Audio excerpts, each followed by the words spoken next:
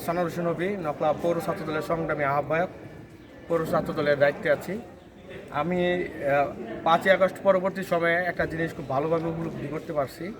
বিশেষ করে গত নির্বাচনের একদিন পর এক অটো চালকের কাছ থেকে যেভাবে 10 টাকা আদায় করা হওয়ার যে প্রক্রিয়াটা, এটা আমাকে খুব নাড়া দিয়েছে। যার ফলশ্রুতিতে আমি আমার সংগঠনের নেতৃবৃন্দদেরকে নিয়ে আলোচনা করে, যারা আমার সাথে দীর্ঘদিন ধরে রাজনীতি সংগ্রাম আন্দোলন করেছেন, তাদের সাথে আমি আলোচনা করলাম। আলোচনা করার পরে ইভেন যারা ওই যে অটো চালক, সিএনজি চালক, ভ্যান চালক, রিক্সা চালক আছেন, ওনাদের সাথে আমরা আলাপ করলাম। ওনারা আমাদের সাথে একমত হলেন।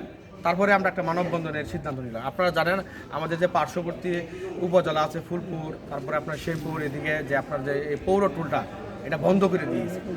আপনারা জানেন নকলা যে পৌরসভাটা, এটা প্রথম শ্রেণীর নিচের স্তরে আছে। মানে আমার যতটুকু ধারণা প্রথম শ্রেণীর ক খ গ যেটা আছে নিচের স্তরে আছে।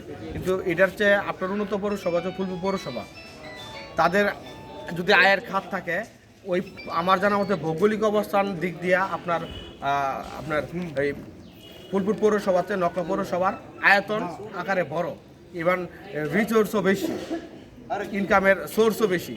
পৌরসভা যদি এই সাধারণ শ্রমিকদের কথা চিন্তা করে এই পৌর টোল বন্ধ করে দেন, সেই বিষয়ে আমরা মানববন্ধন করেছি।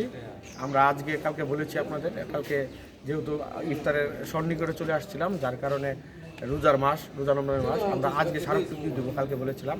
তার ফলশ্রুতিতে আজকে ইউনো মহোদয়ের সাথে আজকে উনি নকলা পৌরসভার প্রশাসকের দায়িত্বে আছেন।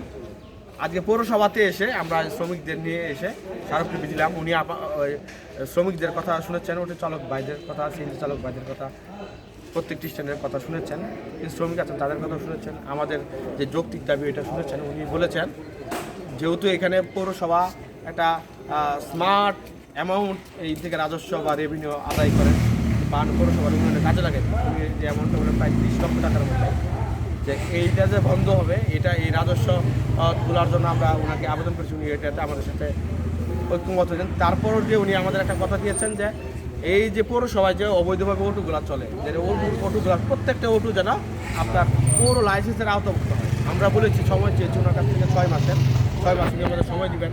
এখানে যারা চালক ভাইরা আছেন ওনারাও সময় চেয়েছেন। আর ওনাদের একটা চালক ভাইদের একটা কথা ছিল যে ওই যে আপনার লাইসেন্সের যে টাকাটা, এটা লাইসেন্সের যে আপনার ফিটা হবে, এটা যেন মানবিক হয়। মানবিক বলতে আমরা বুঝেছি যেটা যেন তাদের সক্ষমতার ভিতরে থাকে, যেটা এমন না হয় যে ড্রাইভারদের এই কথা বলতে নয়, আগে যে 10 টাকার প্রতিদিন চালাই দিতাম ওটাই ভালো ছিল।